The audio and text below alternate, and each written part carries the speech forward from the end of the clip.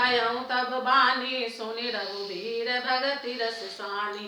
राम चरण नूतन रति भाई माया जनित विपति सब गाई। मोह जलधि बोहित तुम भाई मोह कह नाथ विविध सुख दाए। मोह पै होय न प्रति उपकारा बंधउ तब बद बारहि बारा। पूरन काम राम अनुरागी तुम समतात न को बड़ भागी। संत बिटप सरिता गिरिधरनी परहित हेतु सवन के करनी। संत हृदय नवनीत समाना कहा कबिन परि कहे न जाना। निज परिताप द्रवहि नवनीता पर दुख द्रवहि सहंत सुपुनीता। जीवन जन्म सुफल मम भयहु तब प्रसाद संशय सब गयहु।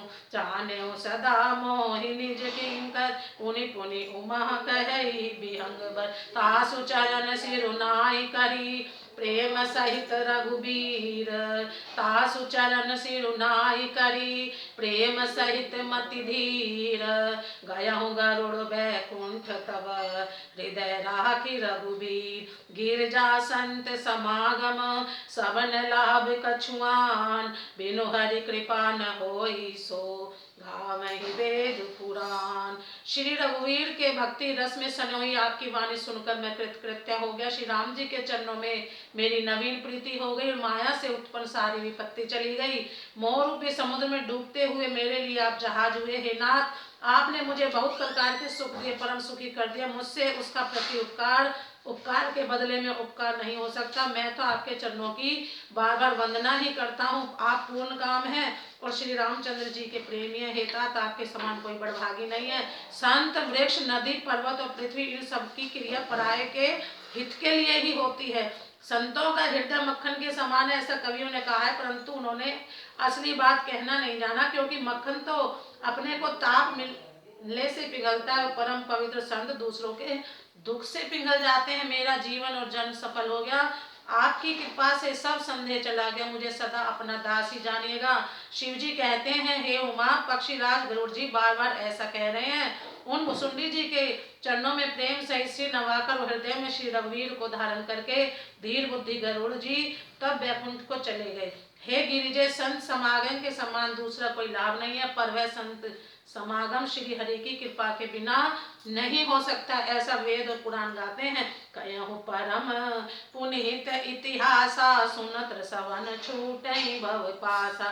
प्रणत कलप तरु करुणा पुंजा उपजई प्रीति राम पद कंजा। मान क्रम बचन जनित अग जाई सुनहि जे कथा श्रवण मन लाई। तीर्थाटन साधन समुदायी जोग विराग ज्ञान निपुनाई।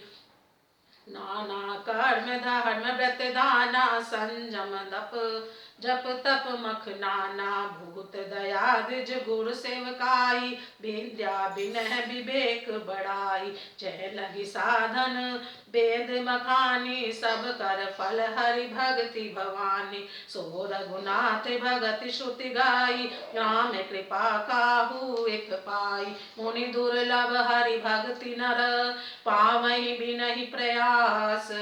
जे यह कथा निरंतर सुनहि मान विश्वास।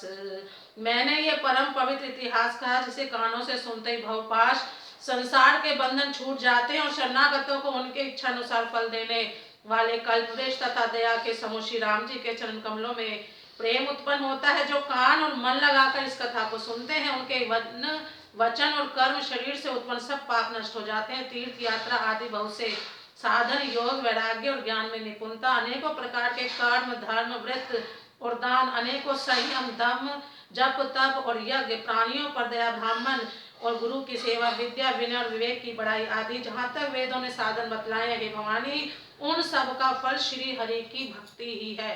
किंतु श्रुतियों में गाई हुई वह श्री रघुनाथ जी की भक्ति श्री राम जी की कृपा से किसी एक विरले ने ही पाई है। किंतु जो मनुष्य विश्वास मानकर यह कथा निरंतर सुनते हैं वे बिना ही परिश्रम उस मुनि दुर्लभ हरि भक्ति को पा लेते हैं। प्रेम से बोलो जय श्री राम।